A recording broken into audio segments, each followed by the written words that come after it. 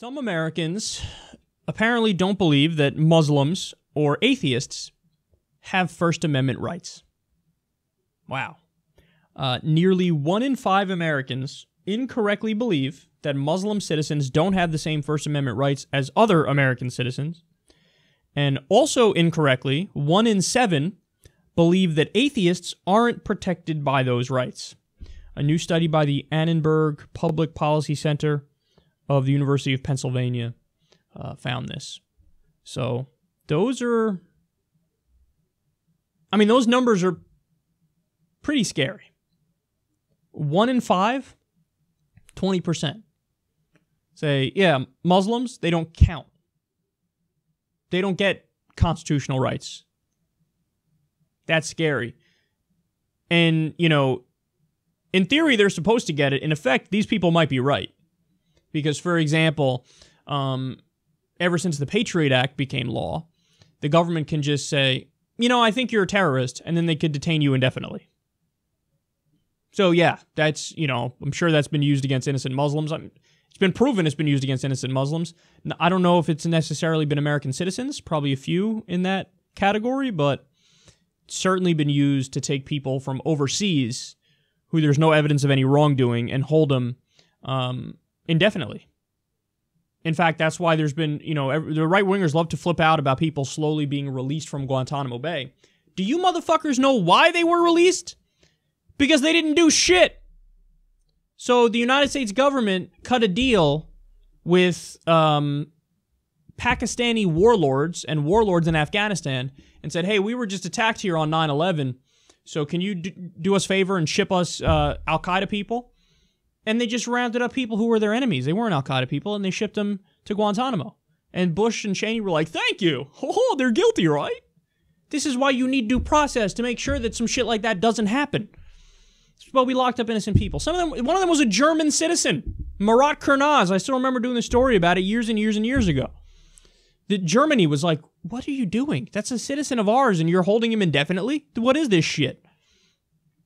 Well, that's the reality on the ground, too, is the American people go, 20% of them, yeah, we don't think Muslims really have rights.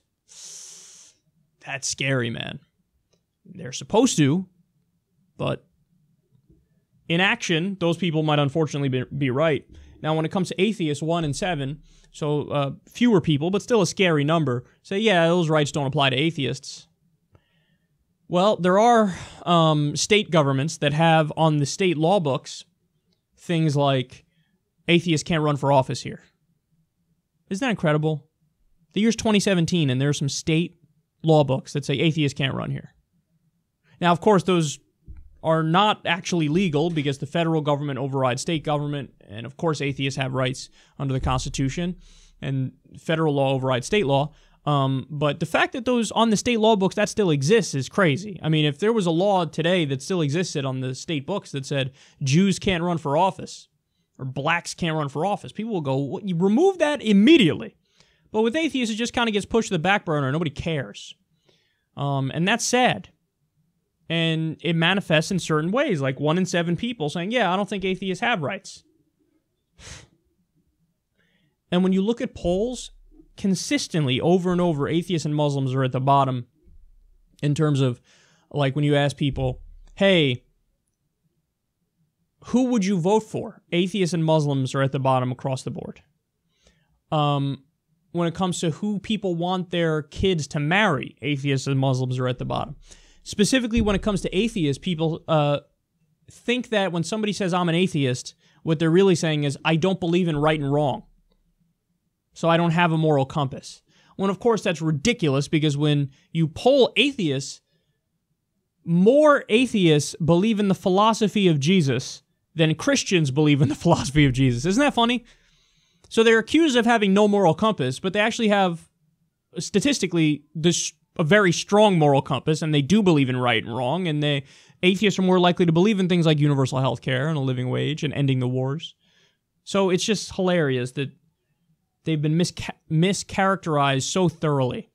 And it's amazing that we live in a country where people just conveniently say, yeah, the groups that I don't like are groups that I'm going to declare constitutional rights don't apply to them. Well, they should. And they do on paper, at least. And it should be enforced that way. Anytime that you add a but to the end of, hey, you have that right, but don't even finish the fucking sentence, because you're probably wrong. I believe in freedom of speech, but if you say the thing that I don't like, then no. No, shut the fuck up, okay? Shut the fuck up. It applies whether you like it or don't like it. There are super duper few exceptions. Super few. Those have been laid out, though, already, under law.